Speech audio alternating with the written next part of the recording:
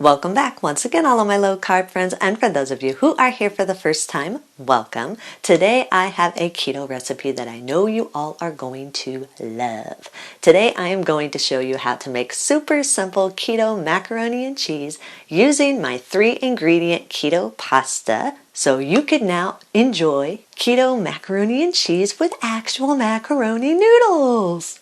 Who knew? And if you want a printable version of this recipe, you can check out my website at janet'sdeliciouslowcarbkitchen.com. You can find a printable version of this recipe and other goodies there for you. And if you're new to the channel and you want to see lots of easy, delicious keto recipes, make sure you click that subscribe button and click the notification bell that's right next to the subscribe button. That way you can be notified every time I put out videos every Wednesday and Saturday. And if you'd like to help support the channel, make sure you scroll down in the description of the video. You'll see some affiliate links. Anytime you purchase anything using those affiliate links, a small portion of your purchase will go to me and help support the channel. So, while we do all that, let's get cooking.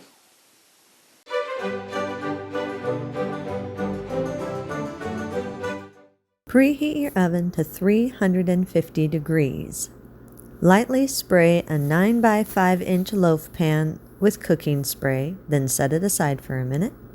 In a medium mixing bowl, combine 1 tablespoon of melted butter, 1.5 cups of the milk of your choice, make sure this is room temperature so everything blends better, and 1/4 teaspoon of salt. Stir this all together until it's fully combined. Gradually add in a 1/2 teaspoon of xanthan gum. Make sure you gradually just sprinkle this in so it doesn't clump up on you. Then stir everything together for a good 15 to 20 seconds. You want to make sure that the xanthan gum is fully dissolved. You don't want chunks of xanthan gum in your sauce. So really make sure you stir it well until everything is smooth. Fold in 1 cup of the shredded cheese of your choice. I'm using shredded Colby cheese. You can use whatever cheese you want. Pour the mixture into a medium saucepan over medium heat and allow it to cook just until it barely starts coming to a boil and the cheese is completely melted.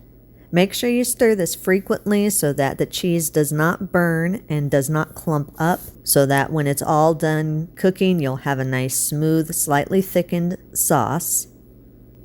Once it's done cooking, set it aside for a minute while you make your pasta. The sauce will thicken just a little bit more as it cools. For the pasta, pour 6 cups of water in a 5-quart saucepan over medium heat and allow it to come to a full boil. While it's coming to a full boil, in a medium mixing bowl, combine 45 grams of coconut flour, a 1/2 teaspoon of xanthan gum, and if you want to, you can add some salt and dry seasonings to give your noodles a little bit of flavor. That's up to you if you want to do that. Sift the dry ingredients all together until it's fully combined and there are no lumps in the dry ingredients. Add 4 large room temperature egg yolks that have been slightly beaten together. Make sure it is just the yolks. We do not want the whites. That will make your dough wet and sticky, and you need a very dry dough. Otherwise your pasta will crumble as soon as it hits the water. Stir everything all together until it's fully combined and a thick, dry dough has formed. Make sure all your dry ingredients get moistened. This dough will be a more dry dough, but it will be moist enough that all the dry ingredients should hold together well. Form the dough into a ball. Line a clean work surface with parchment paper and place the dough onto the parchment paper.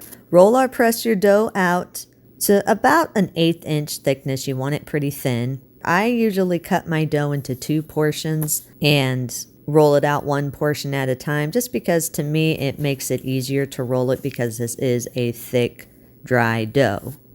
But that's up to you if you want to do that. Use a pizza cutter or a very sharp knife and cut the dough into 1/2 inch wide long strips. If your strips seem a little bit thick once they're cut, make sure you press them out as thin as you can. You don't want them to be see-through, but you do want the strips to be pressed out thin. Now once you've cut the dough into long strips, you can form the macaroni noodles in one of 2 ways. The easiest way is to roll and form each strip into a long, skinny log. and then cut each log into 1-inch portion, then form that portion into a C-type shape. However, if you do it this way, it does make for a solid noodle. Now, if you're familiar with macaroni noodles, like I'm pretty sure you all are, you know that a macaroni noodle is a hollow noodle. It's got the little hole all the way through. It's a tube noodle, which makes it a little bit lighter than a solid noodle would be. So if you want these to actually be more like a traditional macaroni noodle and have that hollow tube shape, then once you've cut your dough into long strips, instead of rolling it into a solid log, take a long skinny skewer or some type of other very skinny straight object and form the strips loosely around that skewer or whatever skinny object you're using, making sure that all the seams are completely sealed and you have a smooth tube. Then carefully slide the skewer or whatever skinny object you're using out of that tube. Then cut the tube into 1-inch portions and bend it to form a slight C shape. Now, whether you're making these solid noodles or hollow noodles, make sure that each noodle is completely smooth. You do not want to have any cracks. Make sure all the cracks and the seams are all nice and smooth. That way they don't fall apart once they hit the water. Also, keep in mind that these noodles do expand just a tiny bit after they are cooked. So keep that in mind when you're forming your noodle as to how thick you're going to want your noodle. Keep in mind it does expand a little bit. Now, I have not tried to make these noodles in my pasta roller or my pasta press. This is a very thick and dry dough, so I have a feeling it would probably not work really well. It would probably get stuck. Once the pasta is all shaped, check on your water, make sure it has come to a full boil.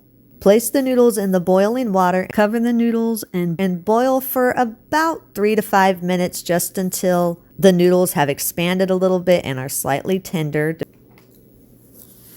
Once they're done cooking, drain the noodles and place them into your prepared loaf pan. Pour the desired amount of sauce over the noodles. You're just wanting enough to cover your noodles. If you do have any leftover sauce, you can always just store it in an airtight container in your refrigerator for about 4 or 5 days. Carefully stir the noodles and the cheese sauce all together until the noodles are completely coated with the cheese sauce. Spread the mixture evenly throughout the pan, then bake at 350 degrees for about 15 minutes or until the sauce is slightly bubbly and heated through. Once the macaroni and cheese is cooked, remove it from the oven and let it sit for at least 5 minutes before serving it. Once it's set for 5 minutes, you can eat it immediately. If you do have any leftovers, allow it to cool completely and store it in an airtight container in your refrigerator for up to 3 days. Eat and enjoy. And that's our recipe of the day. I hope you enjoyed it. If you did and you want to see more videos like this, make sure you click that thumbs up like button, click that subscribe button, leave me a comment if you want to. Let me know if there's any recipes that you'd like to learn how to make, and I'll do what I can to get those out there for you. And as always, keep cooking.